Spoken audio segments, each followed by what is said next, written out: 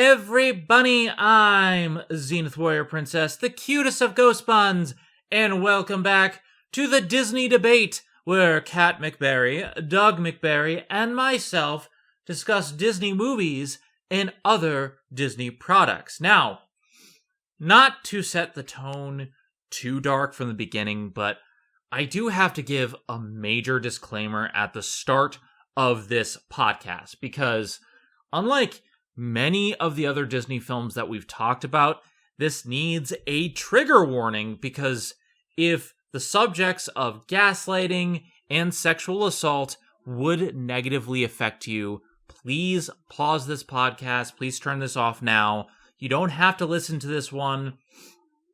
While Bon Voyage sounded like a nice, fun comedy and is billed as a comedy, this is very much not a film for everyone.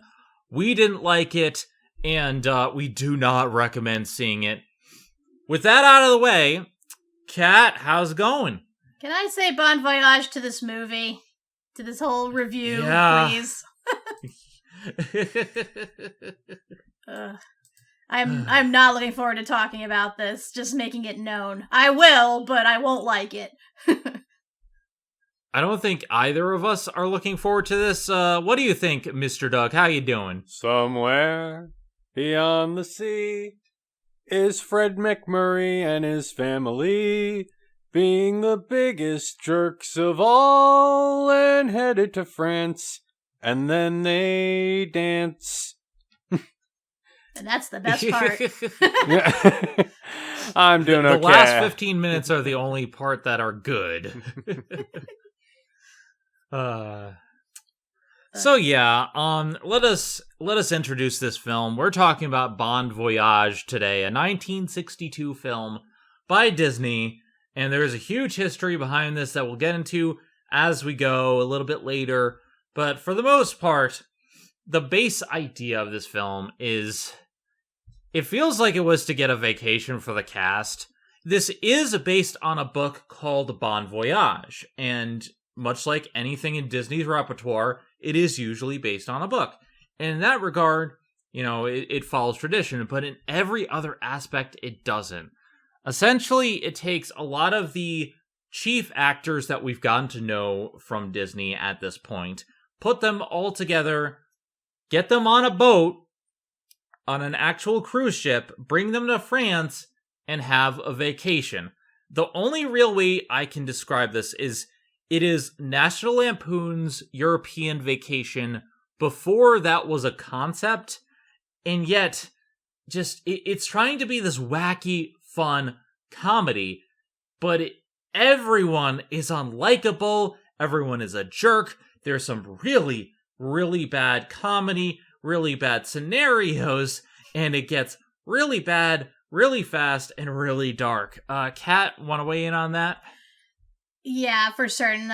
I'm glad you brought up National Lampoon's Vacation, because I kept thinking of that movie the entire time I'm watching this. And while admittedly, National Lampoon's Vacation has not aged well at all, that movie at least knows what it is, being a dark comedy. At least it's acknowledged that its characters are assholes, and these are stupidly bad, ridiculous scenarios they're getting into. While Bon Voyage tries to play it straight, and it is boring as a result. It's boring and infuriating.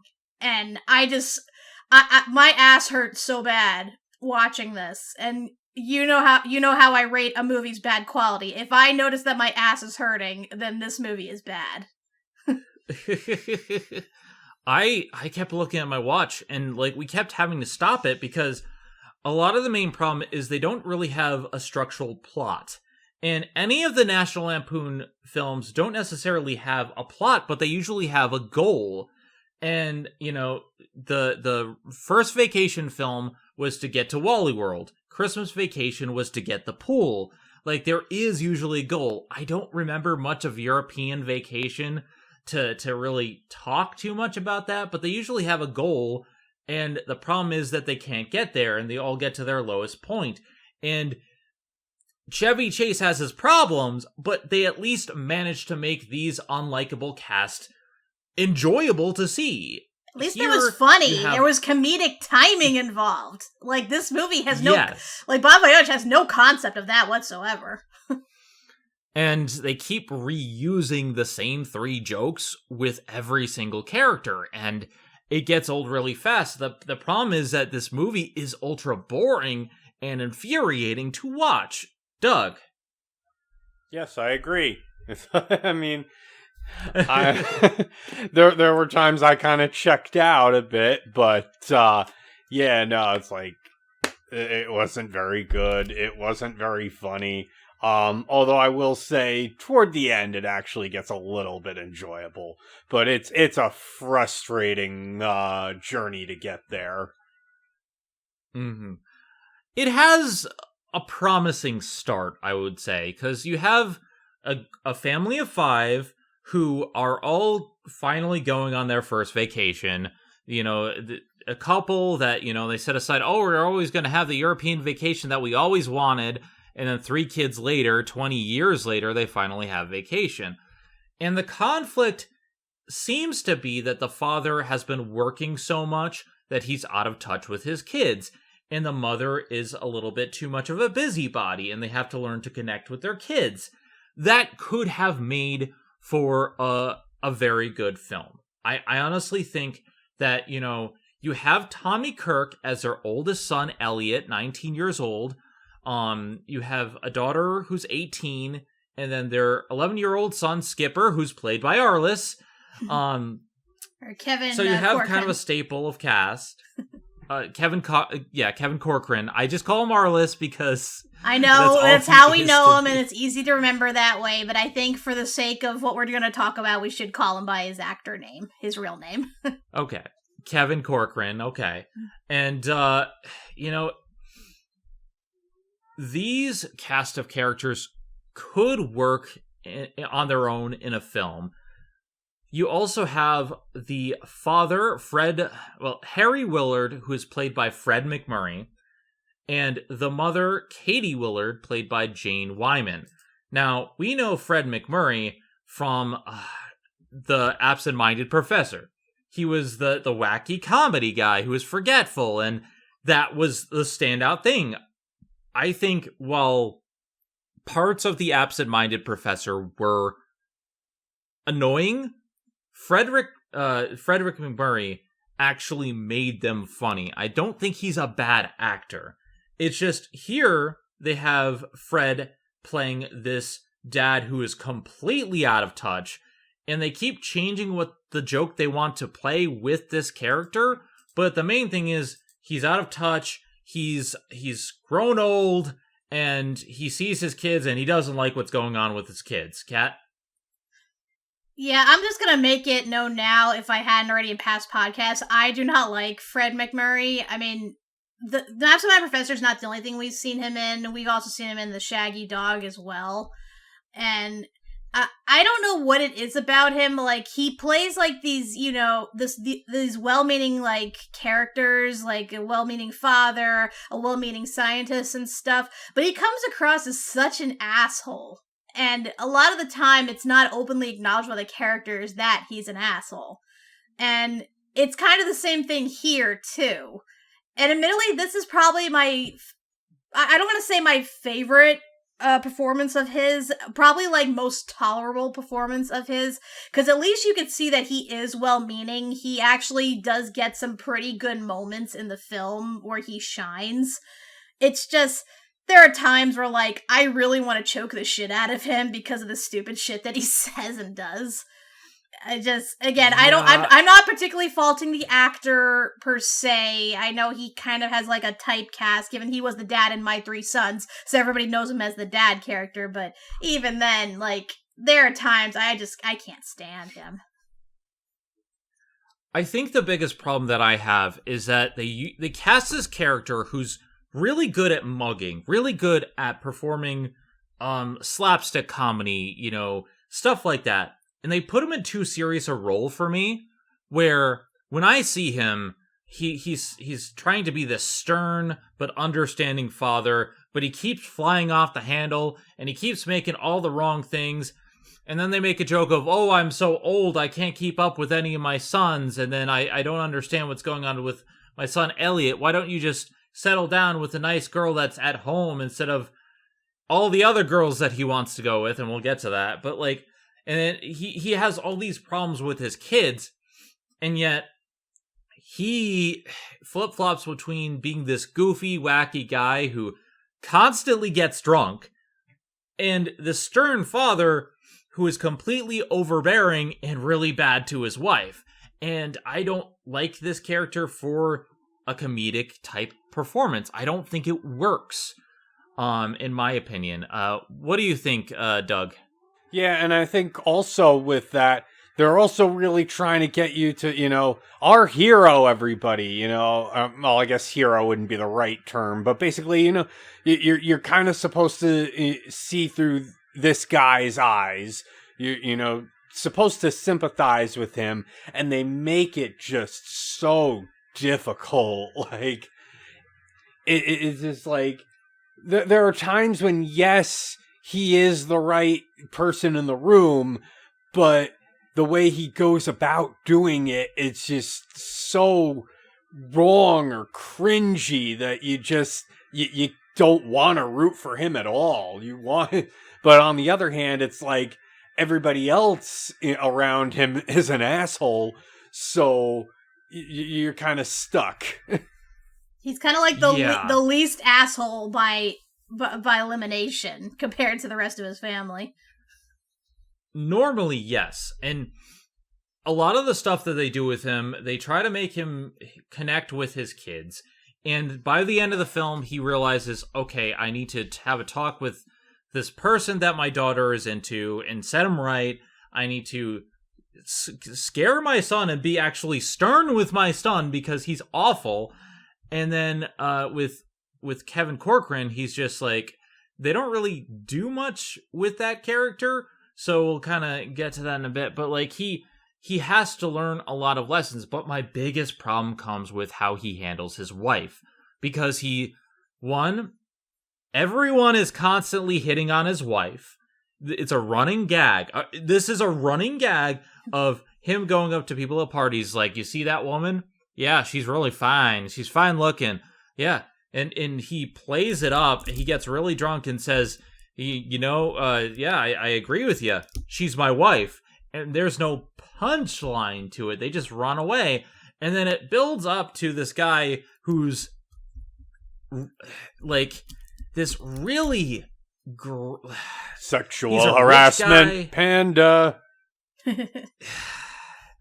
I'm trying to put this as delicately as I can.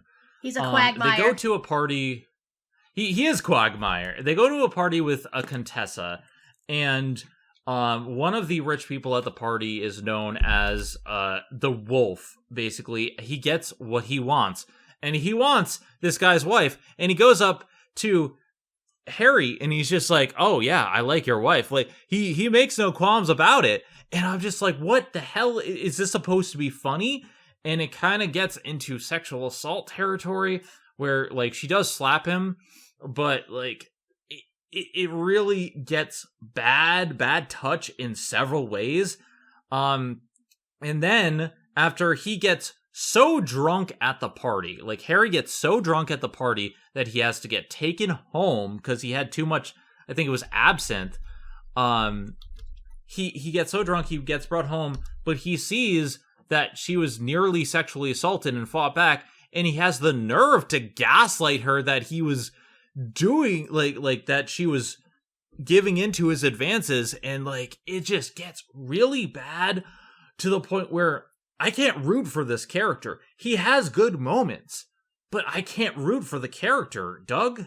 Yeah, no, I agree. It's like I forget exactly what he was saying to his wife, but it's like he's making it like, oh, I'm the bad guy here, why, blah, blah, blah. And it's like, meanwhile, he had every opportunity to, take his wife away from this guy who's just clearly being the worst in public. And he just continues to sit there, watch the whole thing, and get drunk until he's finally like, he tries to stand up and he passes right out. I'm like, why? Why would you not make any sort of effort to step in? And your wife was right to, to yell at you afterward. And it's like, yeah, you were kind of right, but she's also right. You had every opportunity to step in and stop it, and you did nothing. You sat on your ass. It's frustrating because I can see what they're trying to do with this character in some ways. Unfortunately, this film went through a lot of development hell, and while there were different characters set to play the lead, Bing Crosby was at one point attached as the lead of this film, back when this was Universal's film. Oof. So, yeah, like, you can see how weird this comes across and how they wanted to go across with a more, like, old school style. I can get that feel, but it just does not work with Fred MacMurray. And they tried to make it lighter as a tone with him connecting with his kids and him punching out that person and knocking over all of this casino stuff. And it's one of the most satisfying points of the film, where he punches out the guy. He almost gets taken away because he's in France. It's an international incident. But, like, even still, he gets to punch out the guy. And it's a great moment, but it's in the last 15 minutes of the movie where he actually becomes a more likable character.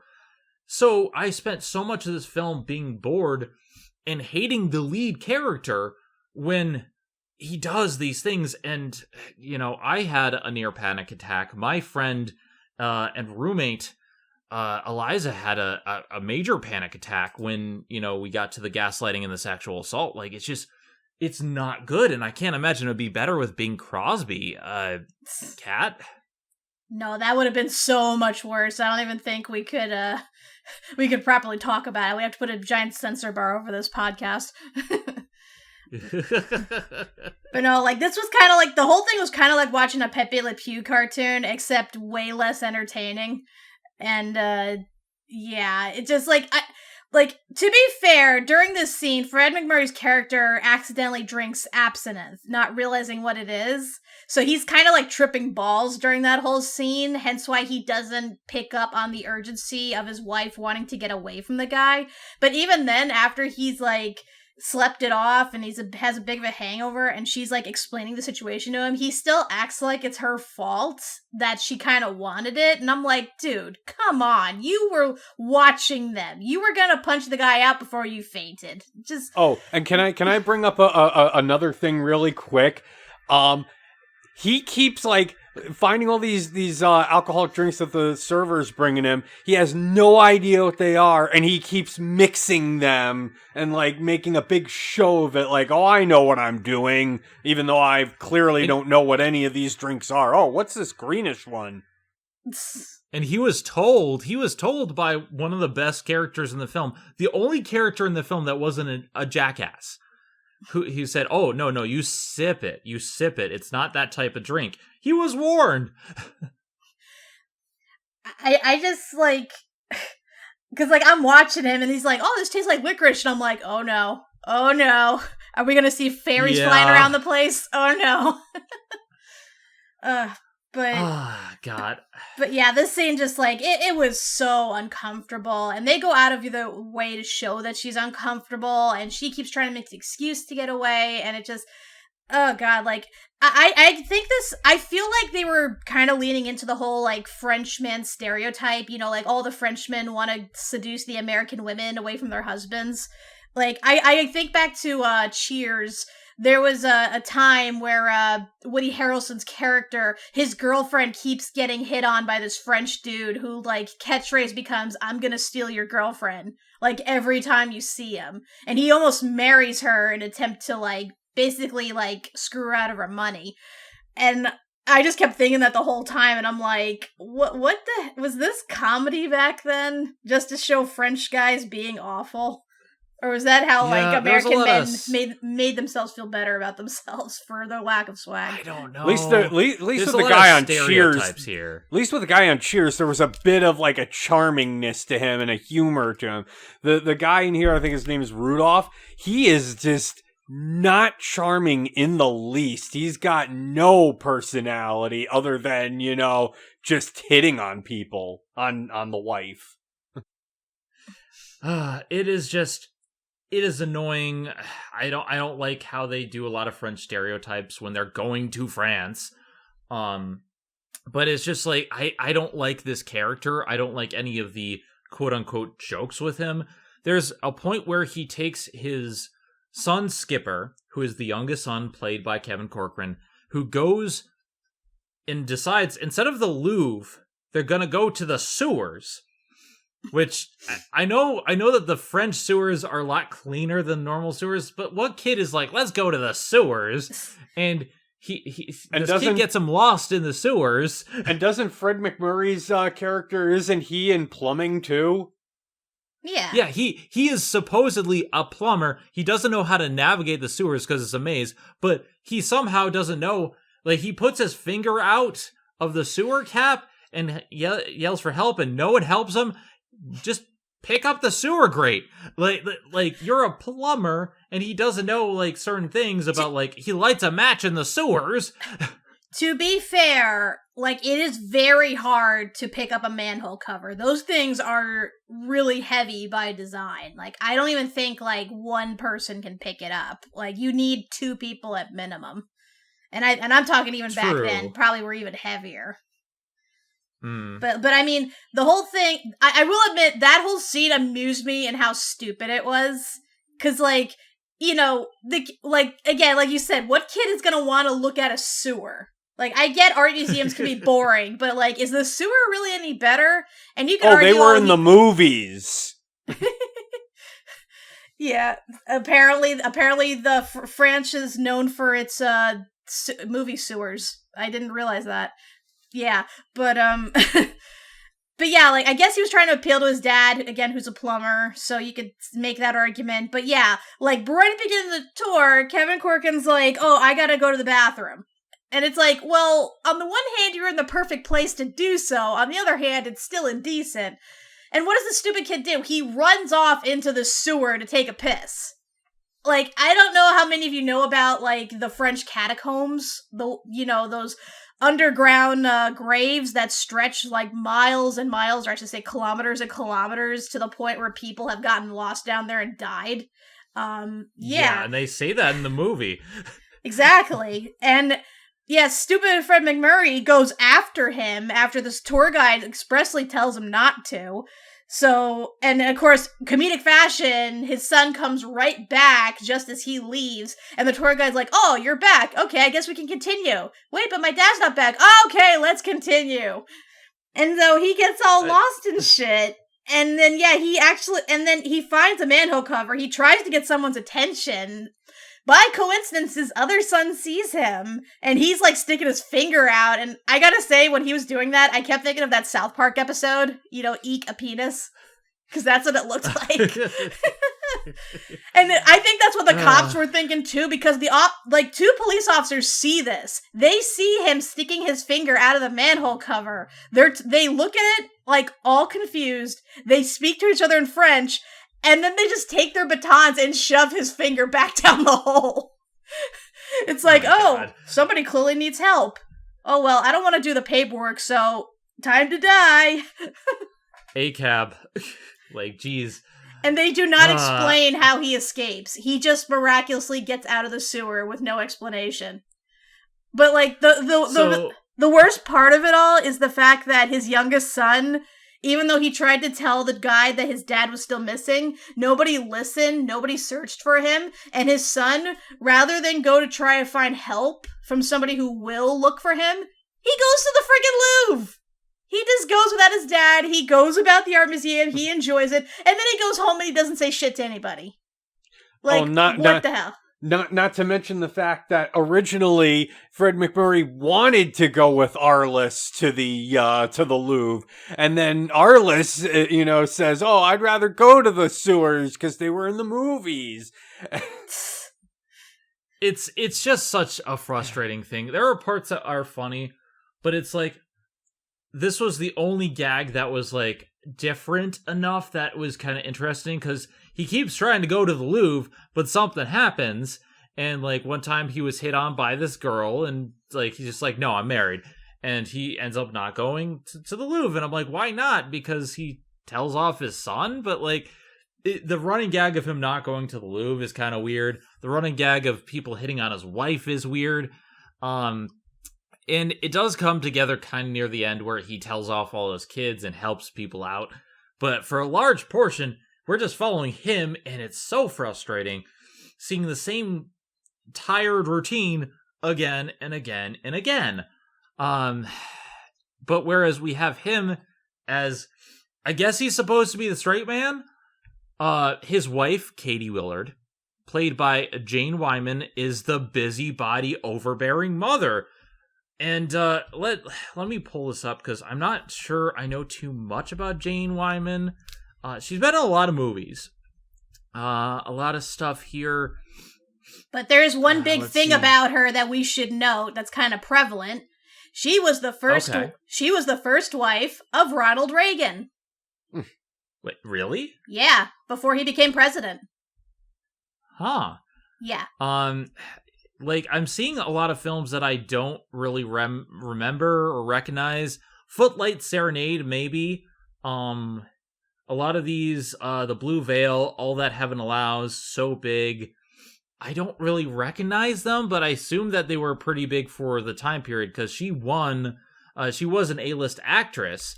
And she, went, she appeared on primetime soap opera. Like, she had a very big career. It's just, I don't think this was the right role for her, Kat.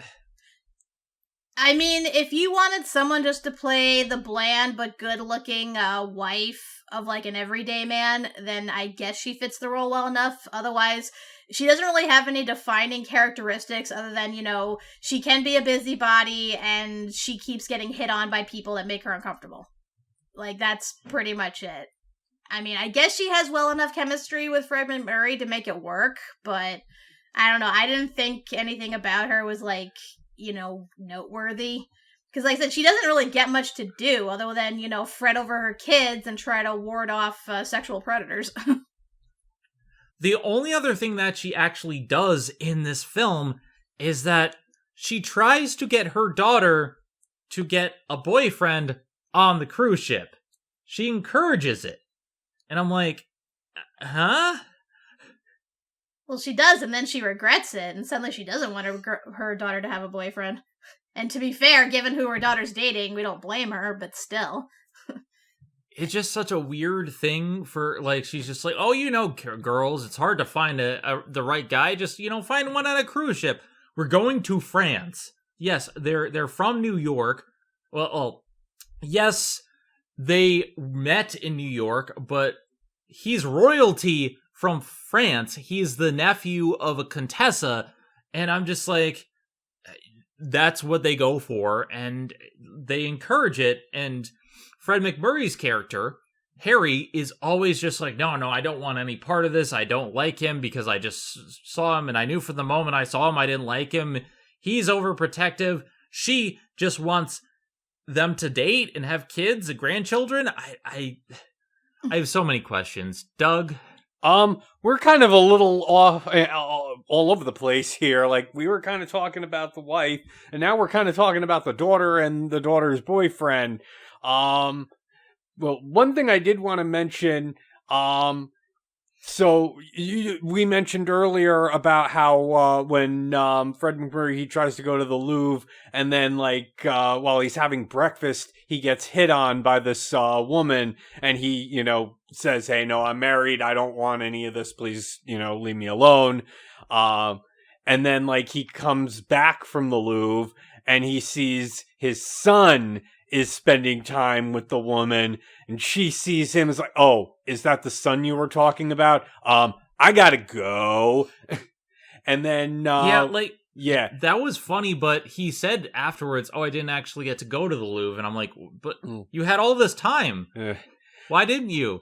I don't know. But then to make matters worse, then, to get back to the wife, now she's went out and got her hair done, and it's the same style as the woman that was hitting on Fred McMurray and Tommy Kirk. So it's just all sorts of awkward. There's just a lot of awkward, and I know we are kind of all over the place, but the problem with this movie is that there's no central plot. They go on a vacation, random stuff happens, and I'm trying to detail mostly by characters, but the biggest problem with these characters is they have to get in the noses of every single other person's character, so it's like I have to know like a certain play, and it's just very weird. It's very weird structurally. Kat? I mean, in terms of, like, them encouraging their kids to date, like, both parents do this. Like, again, the mother encourages the daughter to find herself, a boyfriend, like, just a little fling to have during the vacation, while the dad is encouraging his son to forget about the girl he left back home and just, hang out with girls on the trip. Again, these are supposed to be just, casual flings, summer loves that you encounter briefly on vacation and then never again. They both do this. The problem is both the daughter and the son take things too far in these pursuits, and that's when it becomes a problem. And True. And these do factor into their plot lines eventually, and they do like kind of merge with other plot lines, and particularly with again the father trying to connect with his kids, who are basically taking every and any opportunity to get away from him. And I get it; they're teenagers, and it's fair that they want to go off with people their own age. They want to hang with people that they're attracted to. They want to experience the culture, the sights, and like new experiences and stuff. And had the movie been more focused, this could have been an interesting commentary on like that. Like, because I think of because we just watched the Goofy movie. It was just like their 30th anniversary, and that was the big central focus of the movie, was Goofy connecting with his son Max. There's that whole disconnect, and it's the same thing in this movie. But again, because the movie is like so long, so spaced out, so unfocused, it's hard to really see it as that, even though I assume that's what they were ultimately going for. This movie is so long. I believe it's 2 hours and 10 minutes, 130 minutes. So yeah, 2 hours and 10 minutes. 45 minutes of this film could have been cut, and we would have lost nothing.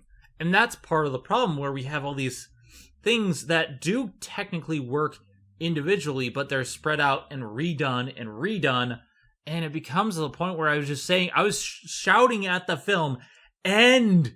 Like I feel like had this come out like recently, like this could have been maybe a decent like Disney Plus series, given how it's structured.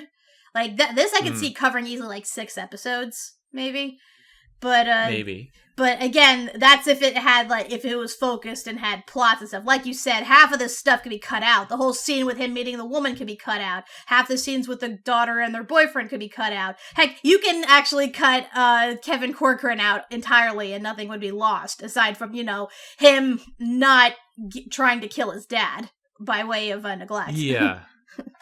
Now, I think one of the biggest problems is they don't highlight certain things enough. Like, I didn't even notice, like, the new haircut was the same as the French woman's. But, like, the part of the problem is the characters don't communicate well at all, and they keep talking over each other.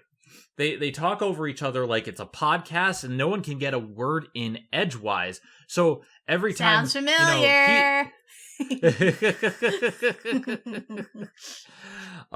Every time like Harry tries to say something to his daughter cuts him off. Every time he tries to say something to his son cuts him off, and it's just like it's frustrating to watch personally.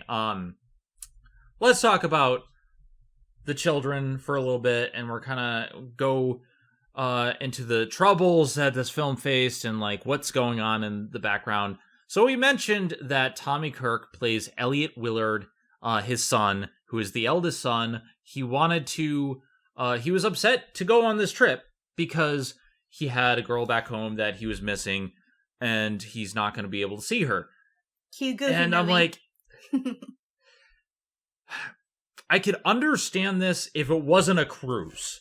It's a cruise ship. Like, they have a genuine cruise ship. What kid doesn't want to be on a cruise? I don't understand that. So I can sort of give some insight into this, because I was telling Doug about this. So my dad, he was a teenager during like the 60s and 70s. He actually turned down a trip to Hawaii because he wanted to spend time with his high school girlfriend. And it's something that he has regretted ever since. So this is not outside the realm of understanding. Teenagers are stupid. They prioritize the now and what they're getting now as opposed to what they could have. So I don't see that being the big issue. The big issue is that after his dad encourages him to forget about the girl back home and try to meet some girls on the cruise as well as in Paris, he goes ape shit. Like, he goes full on Pepe Le Pew, and it is like aggravating to the 11th degree. He is a womanizer to the worst. Like, he is... Picture the worst con artist, that the pickup artist that you've seen out there. He tries to neg these women. He has pickup lines. He is the worst possible person. And it's just so bad to me seeing Tommy Kirk in this role, because Tommy Kirk can act. Tommy Kirk has been in some great roles in the past, but seeing him just go after these women and in a way that he lies about who he is, he lies about how much money he has. He stuffs this like fake thing into money to make it look like he's rich, and it just he's a scumbag. He's awful. I think out of all of them, he's the one I hated the most, because all he does is ditch his father to try to pick up women. And it's not funny. It's not engaging. It's just gross. Doug? Well, I will say, compared with the sister, he's actually better about ditching, because at least he lets, his dad know, we're on the wrong side of France. We should be on that side because that's where all the stuff's at. This is all tourist stuff. And, he's saying, that he wants to be this, he wants to go there. And meanwhile, the daughter is just like, she sees the Nick guy, from the Eiffel Tower, and she just runs off without a word. So at least in that respect, Tommy Kirk's character is a little better. Not by very much, though. When we see him stuffing his, bills onto like a little roll of something to make it look like he's got more, I'm like, Kat, what did I say as soon as we saw that? I said, you're going to get robbed. It didn't happen that way, but definitely something probably worse nearly wound up happening. He winds up he's flashing the money around, trying to impress this girl while his mother's there. And then she basically, looks as that to take advantage of the family and get him. She basically tries to extort him. Yeah. Thinking he's a rich American. She claims that he took advantage of her little girl, and now to save her womanhood, now they must get married so that way they can get a hold of his money. So... Because, again, that was apparently another thing that I guess was popular to happen in, like, media. Like, the foreigners taking advantage of the rich Americans or something. Like, I thought it was dumb, but it's not like it hasn't happened. Honestly, when that scene happens, I think there's another, left on the cutting room floor, there's another version of the script where he got the girl pregnant. But, of course, they can't do that because Disney. Yeah, there had to have been, and I'll kind of touch upon that when this was a Bing Crosby flick, but I think what works about this is one of the few moments where I actually liked Harry Willard. Like, I actually like Fred McMurray's character, because he hustles them back, and he's like, oh, well, this will be great. You can come on down to the farm, and you're good with cows, right? Well, we got a lot of cows down in Indiana, and, like, he hustles them right back, and they run away. But then he looks at his son and he puts the fear of God in him. And I'm like, it's about damn time, but you actually did something worthwhile. And I'm just like, he could have done this at any point for his son, because like, look, I get it. He wanted to encourage his son to go out and see the sights and meet women. But if I saw any child of mine, if Kana was hustling someone in being a pickup artist, I would immediately slap her on the paw and be like, you are in a timeout. You're not going anywhere. You're going in a cage. Like, I do not like this character, Kat. Yeah, this is Tommy Kirk easily at his very worst. Like, we've seen him play somewhat jerky characters before, like, in The Shaggy Dog comes to mind. But this, like, they amp his character up to 11. It's like, dear God, he goes from, like, basically a prude to a whore in, like, 5 seconds flat. And he doesn't stop. Like, that's part of the problem. They allow this to go on for so long, like, acting like it's this funny running gag, and it's not. Like, he's basically the equivalent of that jerk in college that went to France for, like, half a semester and suddenly came back with a French accent and knows how to play guitar or something. It just, he's so infuriating. And it's like, why are you making, like, this nice guy act like such a jerkwad? I hate it. Yeah, and we'll get into that in a little bit because there's stuff behind the scenes, unfortunately. But it's just, I don't like what they do to this character. I don't like how they approach this.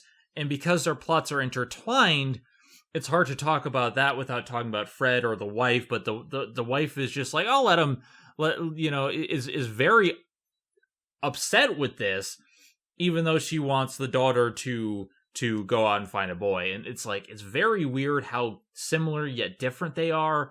Well, and it's an unfortunate gender stereotype in that, the dad will encourage his son to go out and date as many women as possible, but he'll keep his daughter under lock and key. Whereas it's the opposite. The mother will encourage her daughter to go out and meet a bunch of good-looking men, but she'll keep her son under lock and key and scrutinize whoever woman he does bring home. It feeds into stereotypes. I think the thing about this running gag that gets me the most is it's played like 5 or 6 times. So many different women. There's one on the boat, there's a bunch of different ones in Paris, and then there's the one on the beach. And by that point, I'm just like, I give up. You're just being a bad father because you let it go on for so long. Doug, anything to add before we move on to the daughter? I think we've probably said as much about Tommy Kirk's character as we can at this point. Yeah. All right. So next we have Nick O'Mara, which is the daughter's love interest, who is the nephew of the Contessa La Comtesse Dufresne, and also Amy Willard, which is their oldest daughter, played by Deborah Wally. Now, interesting thing with Deborah Wally was cast on the basis of her performance in Gidget Goes Hawaiian, which I don't know anything about this film, but apparently going Hawaiian was a big thing back then, because remember we had the Parent Trap sequels? Well, yeah, because, the Beach Boys made a splash, literally, and so everybody was into beach films for a while, so that's how she got her start. If you look like an attractive beach blonde babe, you had a career at that time. Meanwhile, Michael Callan, who played Nick O'Mara, was cast from the play West Side Story. And for the longest time, I thought Nick O'Mara was one of the few characters that I liked, because he's actually playing it serious, and you can see how his how his aunt has really made him for the worse, has brought him up for the worse, is constantly like belittling him, and isn't, marrying for love and all this stuff, and you can see how he's tortured.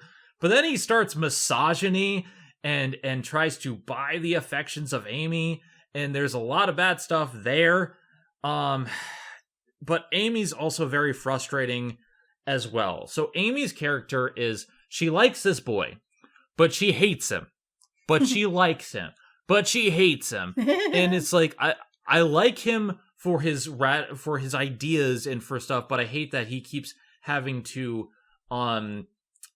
be this person that he's not. And at first I was like, oh my God, she's crazy. And she kind of is, but then you see Nick and he's kind of stuck in this rich person mindset where he's supposed to be, set with a company and like be all this stuff because it's given to him. And he doesn't want that. But at the end of the day, he keeps flip-flopping between it and he's just depressed all the time. I don't like either of them, Kat.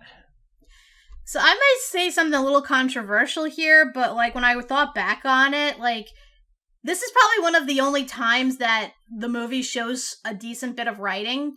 Because I actually think Nick's arc and his whole story is actually like the smartest, most well thought out thing about this movie. Because I can agree there. Because like once I realized he wasn't a con man, because at the beginning I thought he was a con man trying to, fool Amy into like getting with him, and then he'd try to marry her or something. But no, it turns out he actually is a legit like heir to this rich family. And once I saw his whole big speech at the end to Fred McMurray's character about, his whole mindset about marriage and love and everything, it came together for me. Because think about it. Nick is a child of divorce. His father was emotionally unavailable, like only bought him gifts to show his affection, but he never actually gave him the time of day, while his mother was married and divorced 3 times. So by that mindset, you can see why he has such a negative outlook on love. Because to him, love is transactional. Love does not exist. It's just, flights of fancy at most. So that's why he, is used to just getting his way, attracting all these women because, they're attracted to his looks, they're attracted to his wealth, and he can get whatever he wants, even though it leaves him feeling hollow. Then comes along Amy. Amy actually listens to what he says, actually likes him for his beliefs and everything, but she won't put out for him. And that is what confuses him, because on the one hand, yes, she's being frustrating because she wants to change him, like, granted for the better, but she still wants to change him, which is not a good thing to do, going fresh into a relationship. But at the same time, like, she's not just giving him what he wants. And that confuses him and it infuriates him because he has feelings for her. He wants to be with her, but it contradicts his whole beliefs about love. And he doesn't want to change all that just for her, who he still sees as a fling, even though he actually has feelings for her. And you see it culminate in that whole beach scene where he is, like, chasing her down, trying to, like, get her to commit to him, even though he really does not want to commit to her back. It's more just about, getting what he wants. And when he gives her that ultimatum, choose your father or choose me, he's shocked when she chooses her father. And when he sees what Fred McMurray does for his family, how he, like, risks everything, even getting, like, arrested, just to defend their honor, he's impressed, and he actually sees an actual display of what true love is, and it kind of changes his mind, and he actually does want to change himself for the better. So, like I said, that is probably like one of the best things about this is that there is a hidden, like, well thought out character arc here. It's just poorly executed. Yes, and I think out of all the cast, Michael Callan is probably one of the better actors here, because he does a good job in getting you invested in the character. And while I don't like the part where he's just like, oh, I'm gonna buy you stuff, I'm like, oh, you can't put out, he's being very misogynistic. I don't like that at all. But I like that they're trying to set up this arc. I like that, he's clearly not just doing it for the riches. He's clearly messed up. And it's one of the few parts of the entire film where I was like, I'm kind of rooting for you. And when he saves Fred at the end and has that speech, and it's like, I don't get it. And Fred's like, I love my family. And that's an actual good moment. It's just the last 15 minutes of the film. And it's frustrating because I want to like this character of Nick. I think out of all this cast, he's the one I wanted to root for the most. It's just, I felt like he was given the short end of the stick with a lot of this writing because they keep going back and forth about his character. Doug. Yeah, I mean, I feel like from the get-go, when, we're first really technically introduced to him, And really, it's not even, we don't really know much about him aside from what the daughter, from what Amy says about him. And dear God, she has a lot to say. And she's like, oh, Nick says this and Nick says that. And he's like, you're kind of, at this point, predisposition to sympathize with the father, with Fred McMurray at this point, that this guy seems like a jackass. And we're not going to like him very much.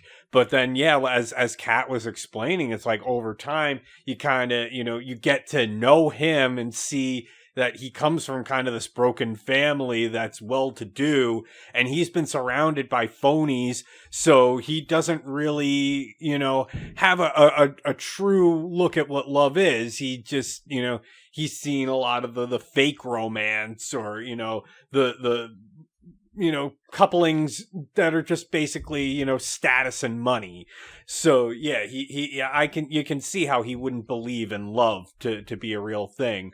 But I do also like some of the things that happen around him. It's like, you see that that Amy's not going to, love him, but she's still very obsessed with him, to the point where even, her mother is now wanting them to break up.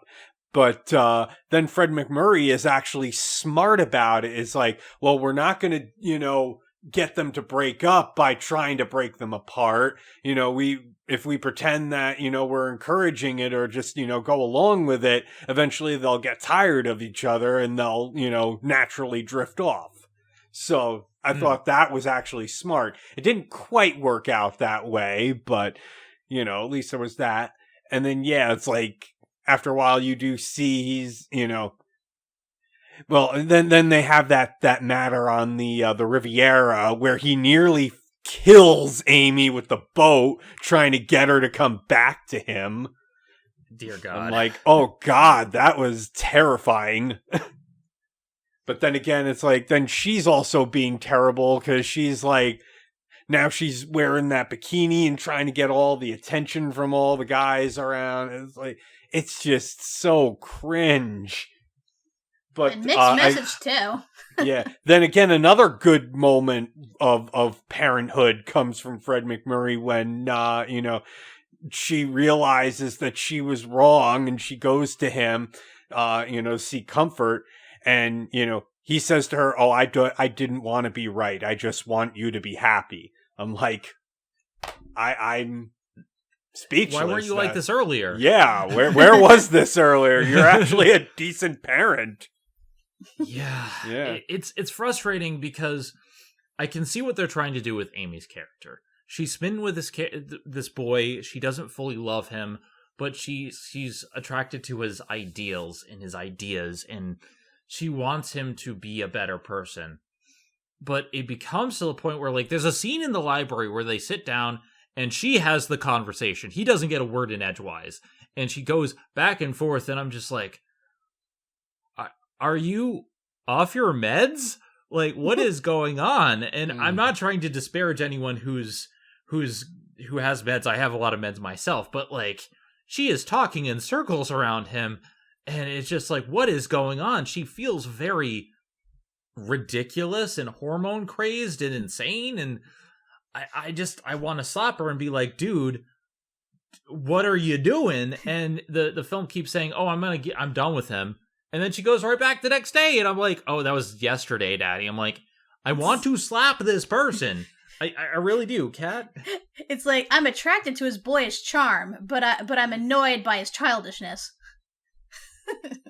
That's pretty much how she is. It's just constantly. And like, I know there are people like that. They are like on and off with certain people.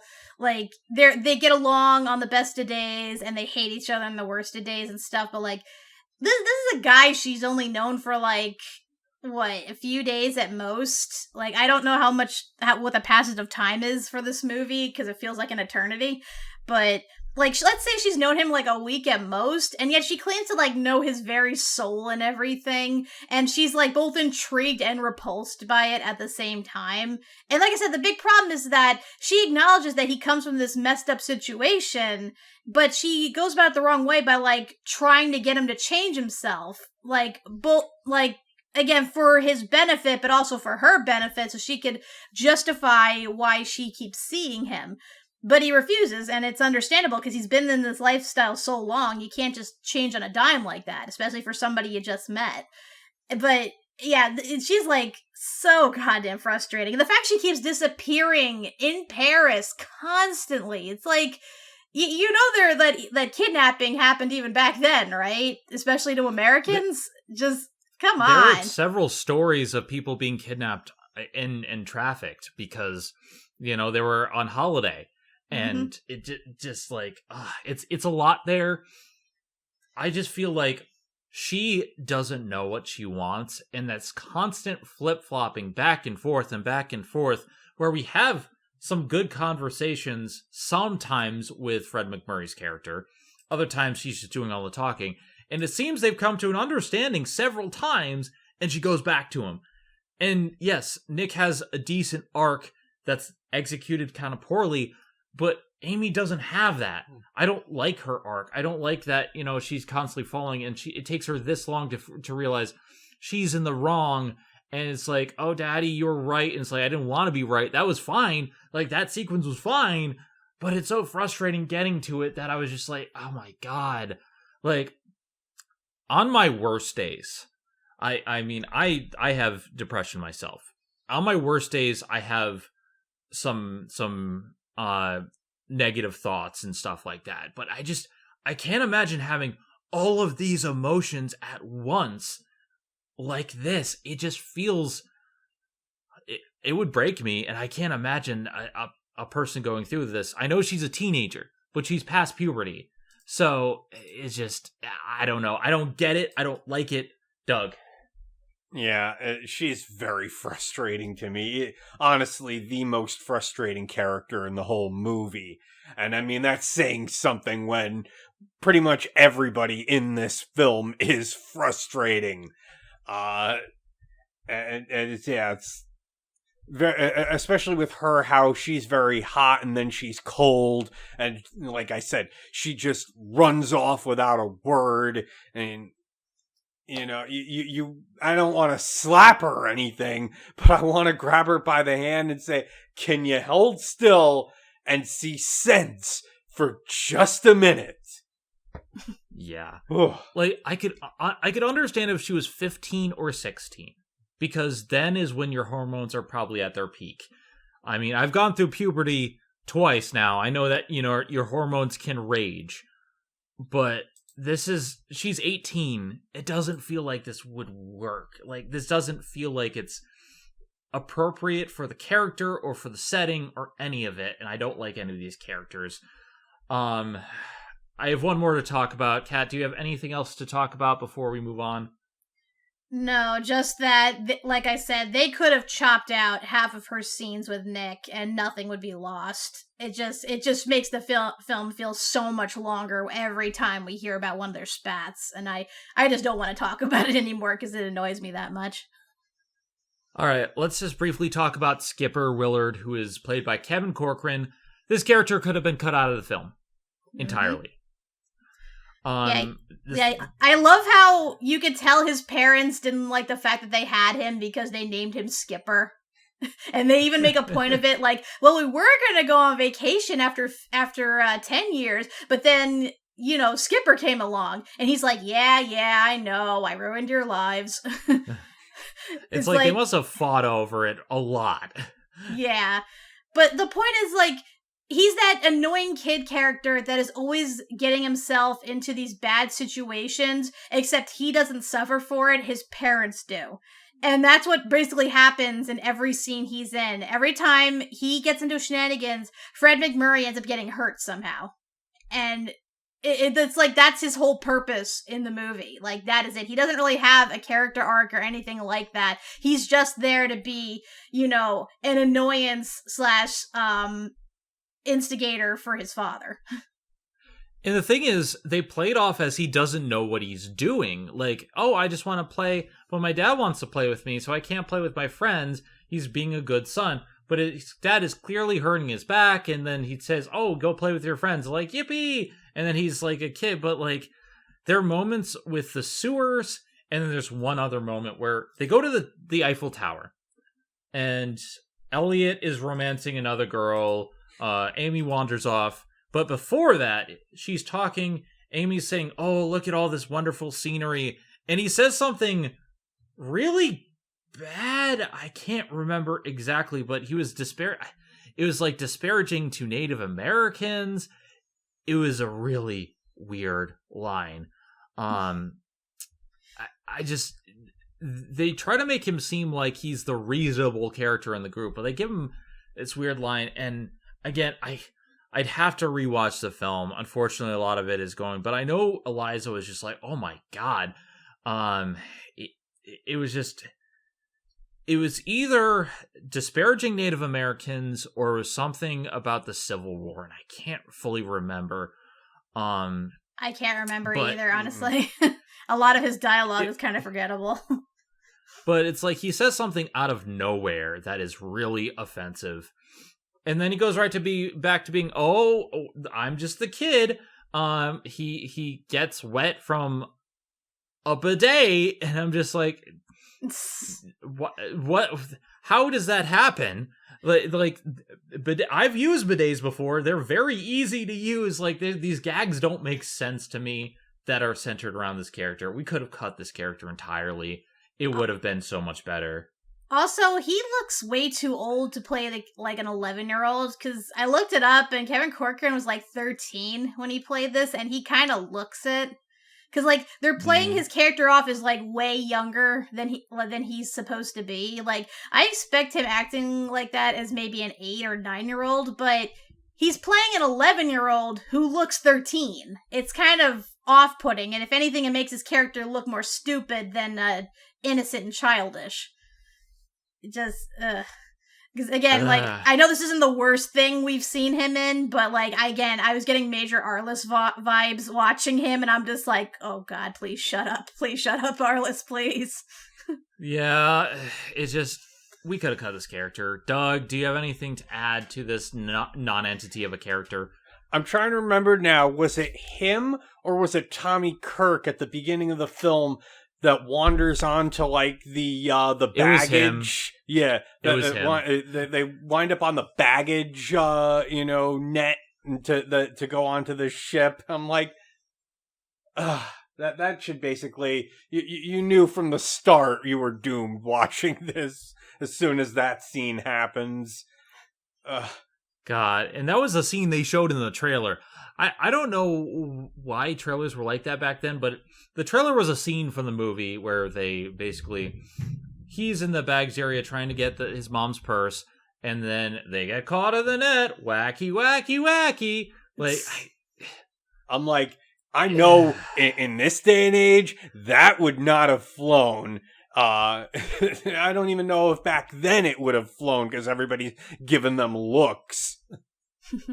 Yeah, it's just, oh my God, there's a lot of stuff in this film that is weird. All right. So before we get into like how this was developed and stuff like that, I just have to say this was a very tough watch for me. This was, to me, the worst film that we have covered on the Disney debate so far because it is both boring and offensive. And I cannot think of any film that we've covered that has been both boring and offensive on this level in a very long time. And granted, I could be forgetting something that we covered in the past. We've covered over 100 films by this point. But I don't know, Kat, can you think of anything that really came to this level? Oh man, like, I was trying to think back on all the films I've watched that, like, have actively pissed me off. And, I'm trying to think of, like, something that's pissed me off and is also offensive. I think, like, the most recent thing I could think of is the Chip and Dale movie. Because, again, it was a terrible movie, and they had insensitive material in it. I would still say that was probably a little worse than this, but on the other hand, it at least had a plot and a linear, like, storyline, and there were characters, and at least there was interesting animation and stuff to look at. Whereas with this, it's just boring vacation videos. Like, yeah. And again, it has like, misogynistic material. It has like the sexual assault material. It just like, that's the worst part. Like, it's one thing when something's boring. It's another thing when it's offensive and boring. Like, I kind of think of Song of the South, which again was also offensive and boring, but at least there was somewhat of a charm to it. Like, with certain parts. Like, there are some parts that people... Yeah, and there are, like, certain characters that were charming. There are songs that are memorable. Like, the certain animated parts people still remember. There are things at least somewhat memorable about it that, outside of the context of the movie, you can enjoy. This, there's nothing. There's just nothing. Like, again, I wouldn't call this my most hated film that we've reviewed so far, but it is definitely by far probably the most boring, offensive thing we've ever watched. Yeah, I personally, like, with stuff like Johnny Tremaine or Tonka or even like some of the other stuff that we've talked about, the Shaggy Dog remake, I at least had something to latch onto. Even in the live action remakes, I had some form of reference, something to get angry about, something to think about. Like Babes in Toyland at least had stuff interesting about it. I can't think of too much to really get into. So it tops my list simply because it is so offensive, but it's so offensively boring that I just can't get behind any bit of it. Doug? I mean, at the very least, I think toward the end, it does have some redeeming bits about it. But yeah, it like I said, from the get-go, the journey to get there is just the most frustrating thing. And yeah, it's definitely, it's a product of its time. It's got just outdated, offensive things about it. But I mean, they're the kind of things you can kind of let slide for the most part. There are certainly things that are, very blatantly, you can't even ignore them, and they're, for someone like you, they're triggering, so yeah, I can see that. I don't think it's the worst thing. I remember, I can't even really talk much about Moon Pilot. I've kind of forgotten about it, but I remember just being incredibly offended during the hippies, the beatniks scene, just that taking all of, the whole time. At least you had a monkey with a cigar, or in the case of Toby Tyler, you had a monkey with a gun. Yeah. Said something. It's at least those films were short and they were stupid enough where you could enjoy the stupidity of it. There's nothing like that in this film. Yeah, because it's like, when not a Disney film, but having seen Birdemic, I'm like, that is the longest piece of nothing. You have the gift birds, and that's about it. That's all it's got going for it. Everything else is just blah. I've seen worse. Now, I don't know if you've watched Riff Tracks, but they did Roller Gator. Roller Gator is one of the most boring pieces of media I've just sat through, because not even riffing could make that enjoyable, and that to me is my peak. This doesn't quite come there, but Roller Gator was like, I wanted to. I felt physically ill watching Roller Gator. It's so boring and bad, and just it's a nothing film. Yeah. But I think that's this the doesn't thing. Quite come to that level. Yeah, no, I think because at least this film makes you feel a certain way, yes, it gets to you viscerally, whereas I think a truly bad film just is you leave and you remember nothing, you feel nothing, so yeah. Well, that movie brought me 2 hours closer to death. Yeah. Yeah, I paid $4. That was too much, man. Back. Yeah. It was too much. It's too much, man. I watched a lot of other Disney films, and I'm just like, oh my god, like why couldn't have I paid for this instead? But you can tell Disney was ashamed of this one because it wasn't even on Disney Plus. The fact that we had to pay for it on a separate platform, like, dear God. Yeah, like all the films that they don't want to talk about gets pushed to, I think, was it Paramount that, or no, it was on Amazon Prime. Yeah. I believe it was Amazon Amazon Prime. Yeah, Amazon or Voodoo. Yeah, so it's like it's one of those types of films. Let's get into kind of the making of a little bit. I know Kat has stuff to talk about with Tommy Kirk's character, and stuff like that. But before we get into it, I want to talk about the absolute hell this was to make. So as I said before, this film was based on Bon Voyage. It's a 1956 novel by Joseph and Mary Jane Hayes. It was the second novel that they had written after The Desperate Hours. And I imagine that The Desperate Hours had been very big because the film rights were bought by Universal before the book had even been published for $125,000. It was to be produced by Ross Hunter and written by the Hayes.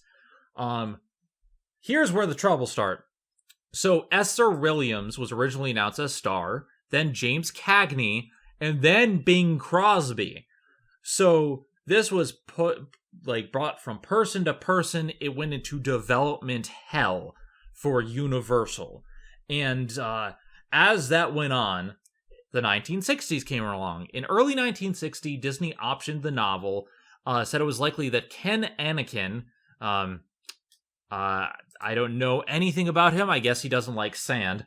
Would direct with Carl Malden, James MacArthur, and Janet Monroe to star. Now, so you have these three people not in the film, but kept going. They had to recast. Eventually, they settled on the leads. According to Disney, and they don't say whether or not it was Walt who said this, but I imagine simply because they say Disney. It's far out for us, but still Disney. I'm really a gag man and miss the kind of pictures Frank Capra and Harold Lloyd used to make. Since nobody else wanted to do them, I decided to make them myself. Huh. I think that was code for I want to do something adult, but not too adult. This script... Go on. When you think about it, this is definitely one of the more adult films Disney had done from that era. Because, it's not exactly squeaky clean when you look at it. So I think this was his half-hearted attempt at, appealing to the tweens, as it were. And it's this isn't quite the what Disney would have done era yet, but, this is Disney just throwing stuff at the wall, and, this film went through development hell from place to place, director to director, casting. This, according to Disney, you must build a picture. You don't write it at all. You only part of it, and it's the light and comic picture that's the toughest of all to build. In other words, this was hell to make, and it took forever to finally get things together to actually make it work. And that's why we don't really have all that much of a plot, in my opinion, because it kept changing and they wrote for different characters, and you can see how not a lot of these characters line up with some of the later stuff that they do. The other thing that was a problem was that, according to Tommy Kirk, we all got sick in France. Everybody got this awful dysentery. Everybody was sick as dogs for a couple of weeks. And we still had to shoot. I remember that. Frankly, I couldn't stand James Nielsen, the director. I thought he was a real jerk. He had all the tact of a toilet seat. I just couldn't stand him. While filming. Kat? This basically turned into Oregon Trail, and they all died of dysentery. This was filmed on location in France. That sucks, and actually kind of reminds me of that movie Roar, where they all got, gangrene, but they still had to act anyway. Oh boy, Roar. Yeah. Roar. But, yeah, I mean, that sucks, though, because, I get it, the show must go on, you gotta do what you gotta do, even through sickness, and I mean, some of the greatest movie scenes in our time, some of the characters were sick when they did it, like Gene Kelly, for instance, was running a fever when he did that Singing in the Rain. But, you wouldn't know it because he was a good actor. I feel like that their illness might have leaked into their performances a bit. Not that you can tell that they're sick, but you can tell in certain parts that they're not exactly doing their best. and it's kind of understandable once you know the background of that. Yeah. It's a shame, and it's like, I get what they were trying to do. It's like, okay, we have a cruise ship, we'll film on the cruise ship, we'll go to France, we'll film in France. But, like, this was the 60s, like, there was stuff going around, and it just, I don't think this worked. Like, they barely had a script, they had all this trouble working on it, they had sickness, they didn't get along.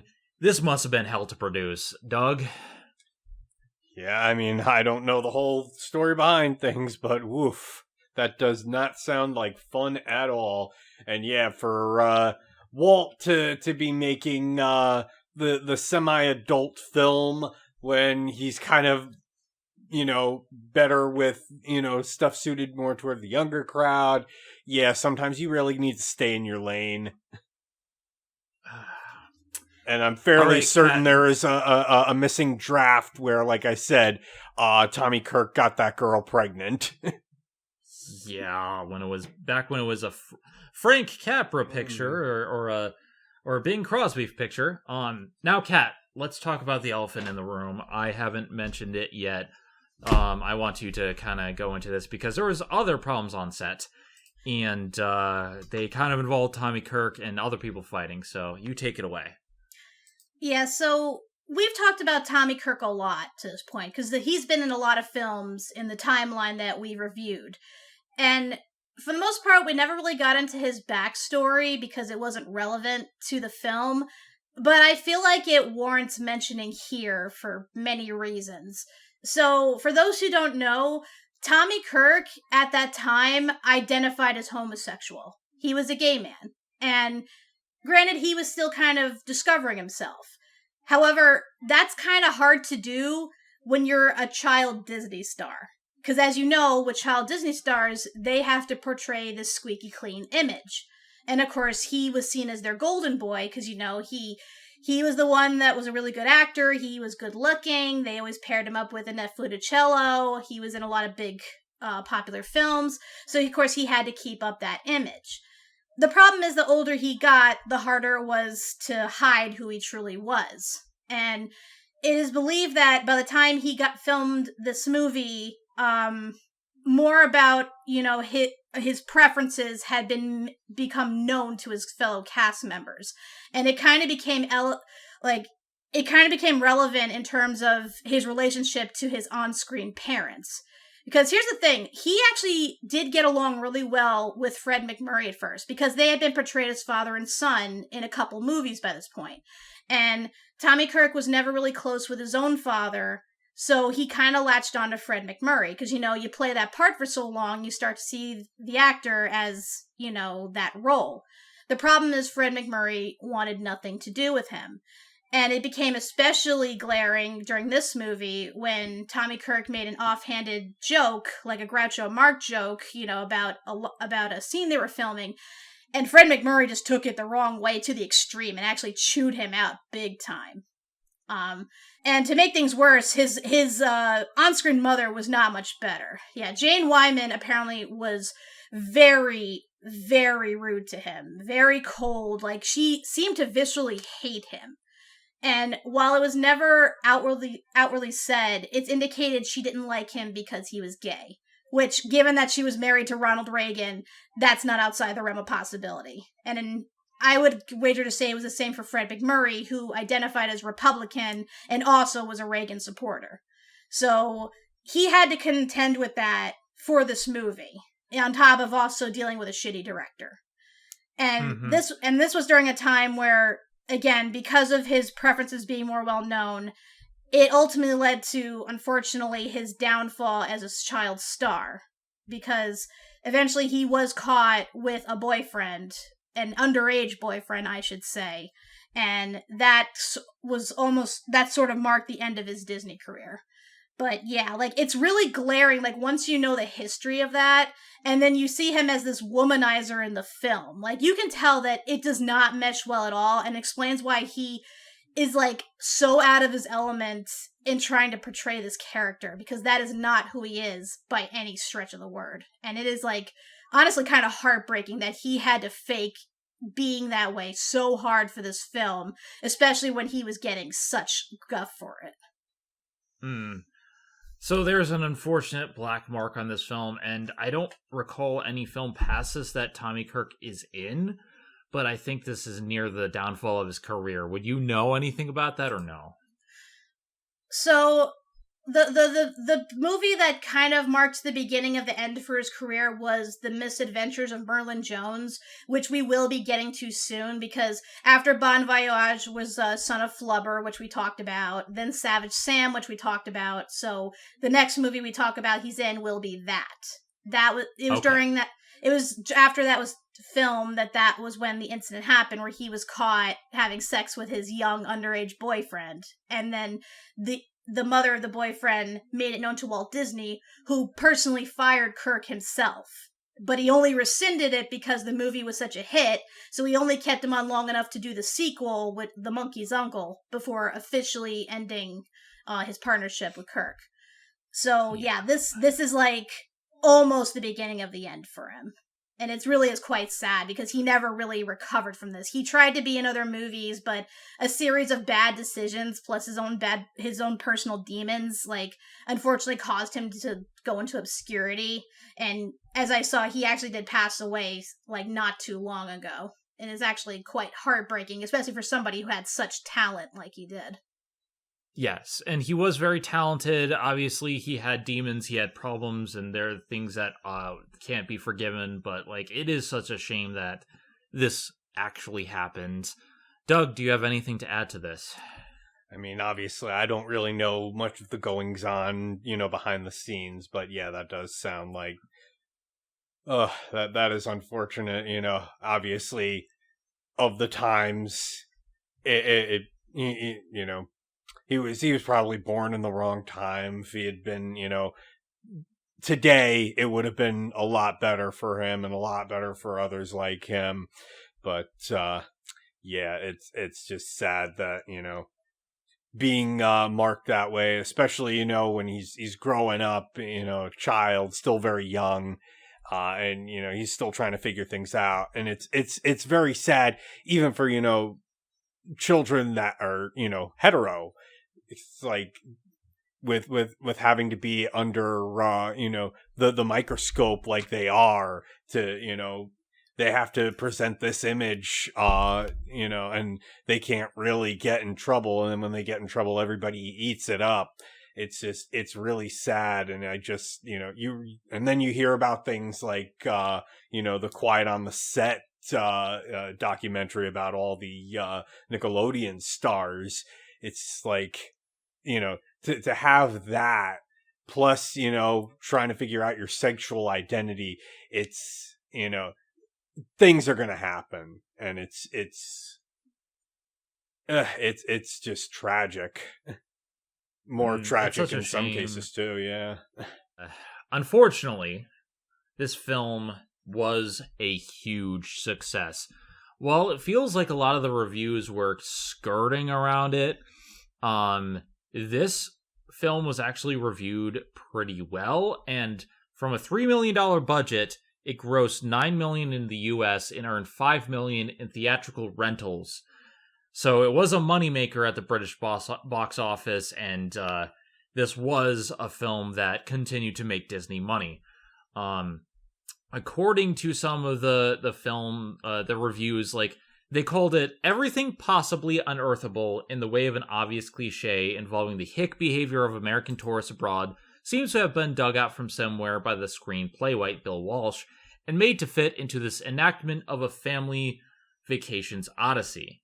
So some of them were a little bit harsher, but like other people are like it's a pleasing, no expense spared, another comedy blockbuster.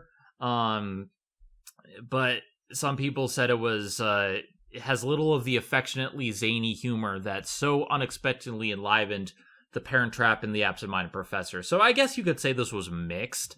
It's just they put way too nice a spin on it from what I'm seeing here. It's like they were trying to make it less harsh for Disney at the time, I think. It was nominated for 2 Academy Awards, Best Costume Design and Sound, which That's random. I'm not sure if it's random, but I can probably say for the title song, because the Bon Voyage song is actually good. Right. Well, it's the Sherman Brothers. Most of what they do is good. Yes. Kat, do you have anything to add to that? Any comments? I mean, if we're talking costume design, I'm trying to think of like what they wore in the movie. The only thing that stands out to me is like the bikini that the daughter wore. Is that why it was nominated? There was the party. There was the party with all the fancy dress rich people and the Contessa. Yeah, but it's such a small part. It's not even like that memorable part. It's just a room full of rich people. And I don't even remember any of their outfits, to be honest. Yeah. I mean, I guess it was a slow movie season that year or something, so that was like a place filler. It's like, we know this isn't gonna win, but we gotta give some credit to Disney, or otherwise they will be unhappy, and they'll try that much harder. Yeah. Doug, any thoughts on that? Yeah. I mean, yeah, what can you really say? It's just, it's a movie that's there. It has its moments, but, and like you said, the costumes, aside from the bikini, really aren't anything to write home about. I mean, yeah, there's the party, but even that, like Kat said, I don't really even remember the costumes there. I just kind of have a vague sense of them. So I would assume money played a part in that. Any thoughts on Bon Voyage, the song? Obviously, it's the Sherman Brothers, but...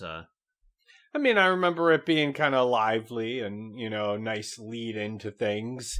It's just, you only hear it at the beginning and a little at the end, and that's it. Everything else is, just purely instrumental. If I'm being honest, like the whole time I'm hearing this, I'm thinking of the song from Anything Goes by Cole Porter. One of the beginning songs that's actually titled Bon Voyage, because that at least was like catchy. It's like, Bon Voyage, you mean Bon Voyage. It's like, that's an actual song. Like this one was like, okay, like a nice, the Sherman Brothers did a nice opener and I guess closer, but it's like, it's nothing that, memorable. It's just there. Yeah, overall, this film is a non-starter. I would definitely say it's a major skip from me.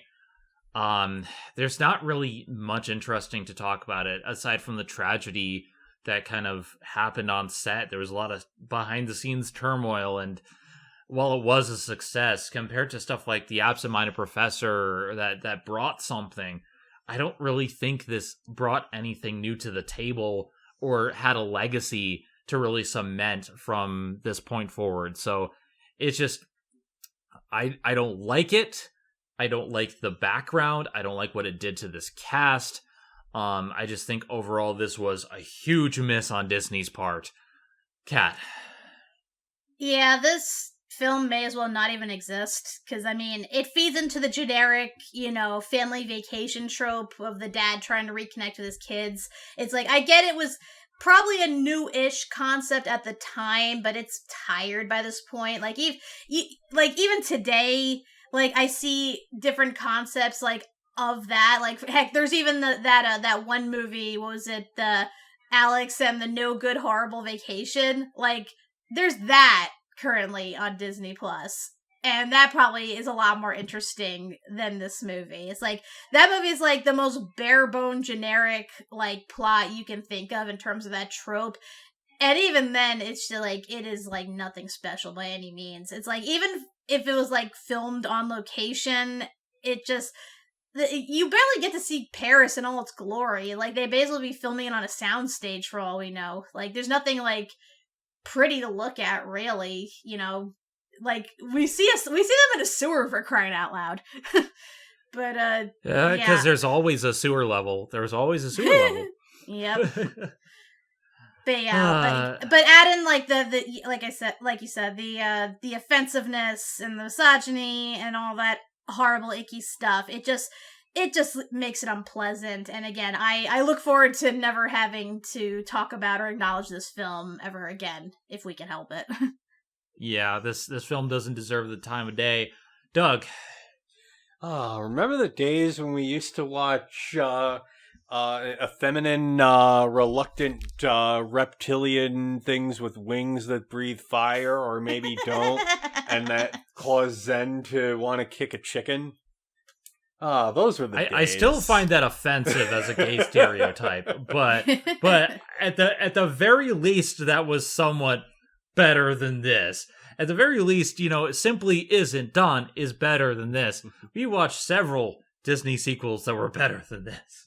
Mm-hmm. I remember So Dear to My Heart. No, I don't. I know it was a black sheep. That was a black sheep. That's all I remember from that one.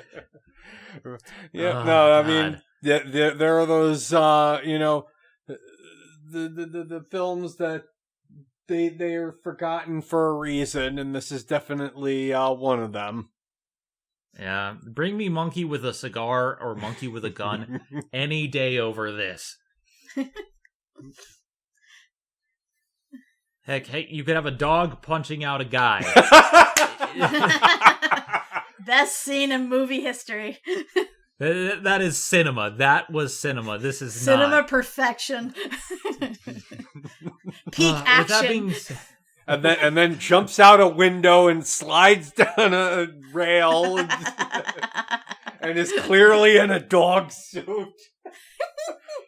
Can we watch the Shaggy DA again? Can we watch that? Yeah, let's just instead? watch the Saggy DA again. My God. With that being said, I am Zenith Warrior Princess, the cutest of buns. I'm Kat McBerry. I'm Doug McBerry. And don't watch this film. Just don't. I want my money back.